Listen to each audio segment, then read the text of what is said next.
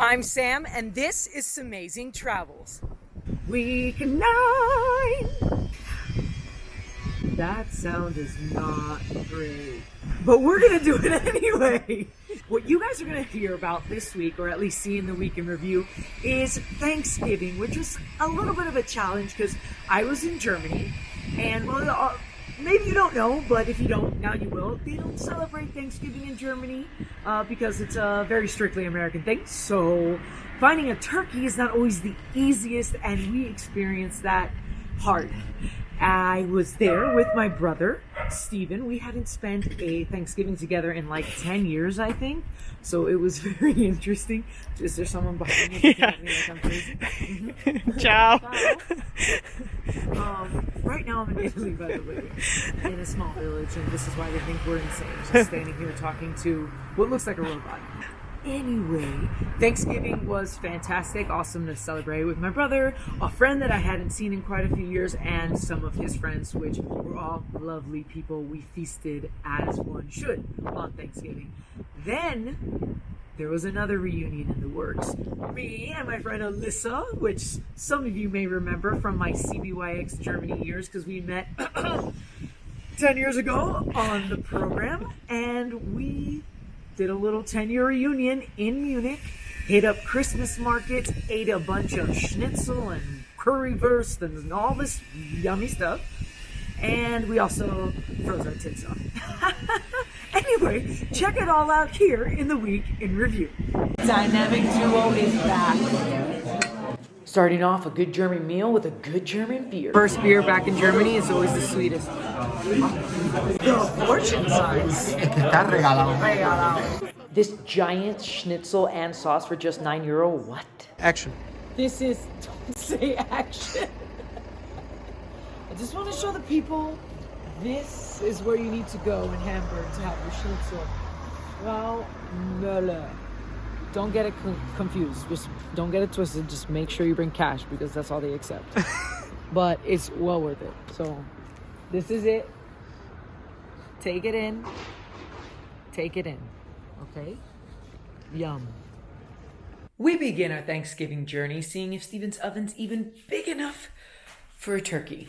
We had our doubts because European appliances can be small, but this puppy was ready. It's not easy to get a turkey here because obviously they don't celebrate Thanksgiving, so I had been calling meat markets. Found one. It's my second train to get there, and then there's a walk. De Unka Jakob, the butcher, this is where we got it. Seemed normal. The guy had to go down in the back to get it. Sticker shock, €146 for this turkey. It's about 20 pounds. So what's your sticker shock price for the turkey? Absurd. Absurd. I'm dead. But, you know, it happened. There was commitment. We now have a turkey to feed an army. Kind of. It's not even that big. It's just a regular turkey, like a 20-pound turkey. Trying to convince ourselves. Right. This is me next to the turkey. Because we had a lunch date, and I didn't have time to take it home. After our lunch date, I had to give it to Steven to take it to work, and then I went to watch the game, because duh. Yeah! Here comes Steve with the turkey in his backpack. Packaged just for you. Thank you. You kept it in the work fridge, Absolutely. safe. With the whole backpack in it. That way it was now acting as a cooling bag. Oh, way there. Excellent. Because it's so fucking cold outside. All I need is a cooling bag on my back.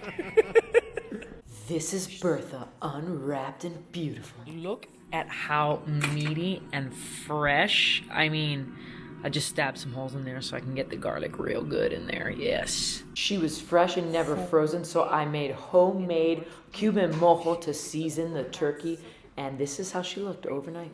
Steven had a friend's party, and he can't help, so if the turkey is delicious, it's all me.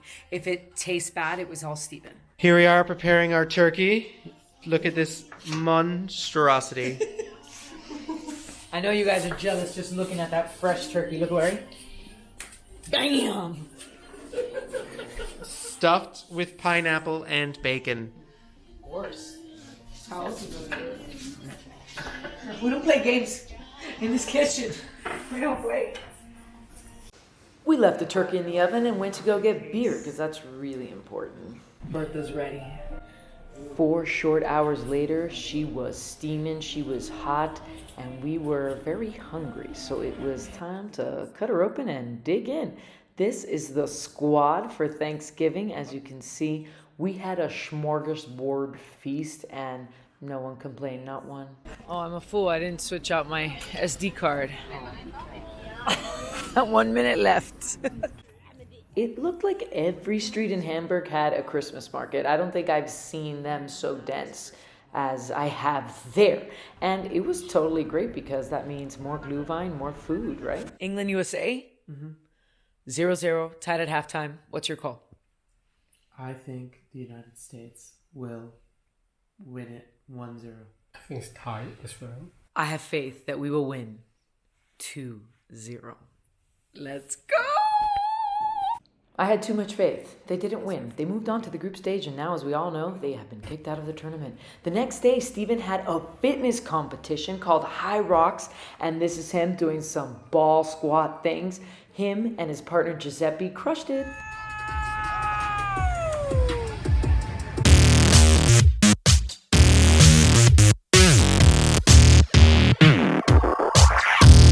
We have athlete Steven Montero here representing USA.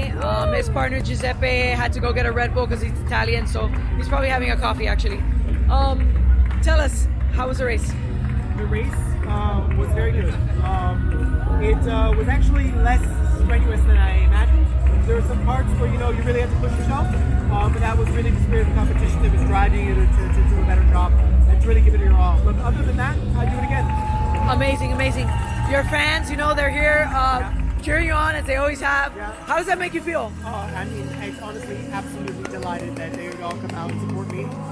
It really gives you like this boost of energy, this confidence as an athlete when your fans are there rooting you on. Amazing, amazing. So what's next? What's next for Steven Montero and High Rocks? Well, next I think, it's going to be Stockholm, London, Berlin. But we'll see. For now, just training for the next one here in Hamburg, the home of High Rocks, and it'll be a good time. All right. No matter what. And remember, Red Bull gives you wings. Later on that day, it was time for a 30th birthday party. And then I don't know what caused this conversation that follows. They're a little suspicious. He's drinking, which, I'm sorry, looks very, very young. You are too fancy for this party right now. And Steven is confused as to why any of this is happening. What you are witnessing is a very fun German tradition which when someone turns 30, when a woman turns 30 and she's not yet married, she has to go around cleaning door handles until a virgin or an unmarried man kisses her and sets her free. Unfortunately, there was no one like that around, so she was cleaning door handles for a while at her own party, and people kept dirtying them. It was kind of fun for us, not so much for her, though. Aber die Klinken muss sie richtig putzen, das muss richtig schön sauber sein. Das ist richtig schmutzig ist das noch. Das bleibt dreckig. We were saying she had to do a better job, or it was never gonna end. This is a very old tradition, by the way. I think people are a little more lax now on the whole situation. It's not so shameful for your family. The rest of the party was dance vibes. How do you feel? Freezing cold. I have 3 long sleeve shirts, 4, and I brought all of them. We were cold and upset that we were fined €60 each on the train for buying the incorrect ticket. But let me tell you, that machine was not user-friendly. I demand a refund. Seriously. On a mission to find an open restaurant on a Sunday in southern Germany. Good luck to us. It's quiet. We got ticketed, even though we bought a train ticket. Yeah, so it's going really well. It's going exactly as we imagined it would. Yeah. Which is badly for us and funny for the Germans. Yes. Yes. Yay, Germany! Yay, we're back! Yay, we're back! Good news, we did find an open restaurant and it was full of Germans. Great sign, so it was time for beer and food. How's it taste, Alyssa, being back after 10 years? Great. So great. Aside from the salty taste of the fine. Munich Christmas market extravaganza begins right here on Marienplatz. Glühwein time? Glühwein time. Hot spiced wine, necessary for the cold. We've gotten our Glühwein from the oldest stand. And it didn't have a line, so people are fucking up. Also, we just made space for ourselves on this table. We're like, the hell over here. Sightseeing in Munich, we start with all the squares and plazas. The very first one here is Odeonsplatz. It was developed in the early 1800s, and that yellow building there is Theaterinkirche, which we are looking at the inside now. It was built from 1663 to 1690. Now this is the residence palace. Just a small little palace. Oh, quaint. Across from the residence, you have the State Chancellery, which is a very nice building, modern and old, and this is the Hofgarten. I like this fish though. He's like doing it. Yeah, he's a smoker though. He's just Very nice view of this church from the Hofgarten, and then we went into the residence Christmas market, which was fabulous. Self-tour of Munich. We're crushing it. Trying to do it all before 4 p.m. sunset. Here we have the Frauenkirche, which is a symbol of Munich, these twin church towers. Inside it is quite grand, and I really like the stained glass in there. Behind the altar is the coolest part of this church. Because you get to see the crypt down here, and it's for frizzle. These here are some dead kings. I don't know if they're actually in there, but it seems like they are. Now listen to the organ.